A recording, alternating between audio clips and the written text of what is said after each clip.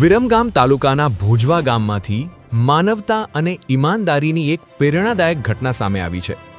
ભોજવા ગામમાં અમૂલ દૂધની એજન્સી ધરાવતા જયેશભાઈ રબારી દૂધ સપ્લાય કરવા માટે જય રૂખડ પાન પાર્લર ખાતે મનીષભાઈ કાંતિભાઈને ત્યાં ગયા હતા। દૂધ આપી તેઓ પાછા પોતાની એજન્સી તરફ જઈ રહ્યા હતા ત્યારે તેમના ગળામાં પહેરેલી સોનાની ચેનમાં લગાવેલું પેન્ડલ ક્યાંક પડી ગયું હતું।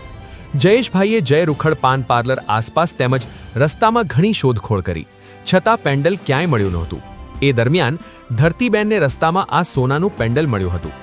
ધરતીબેને આ પેન્ડલ પોતાની મમ્મીને બતાવી જણાવ્યું કે આ કોઈનું ખોવાયેલું પેન્ડલ મને મળ્યું છે।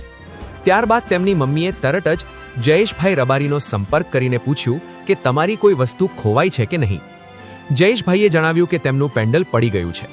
ત્યારબાદ ધરતીબેને કોઈ પણ લોભ લાલચ વગર અંદાજે 1.5 તોલા જેટલું સોનાનું પેન્ડલ પરત આપીને ઈમાનદારી અને માનવતાની સુંદર મિસાલ રજૂ કરી।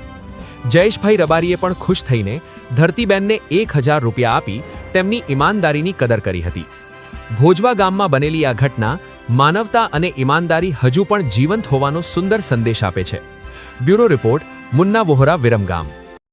જય રૂખડ જનરલ સ્ટોર। હું સવારે કચરો વાળતી હતી તો મને ઓનાનું પેન્ડલ મળ્યું 1.5 તોલાનું, અને અમને એવું લાગ્યું કે ઓલા જયેશ રબારીનું છે, એટલે અમે પાછું આલી દીધું અને અમને 1000 રૂપિયા આપ્યા।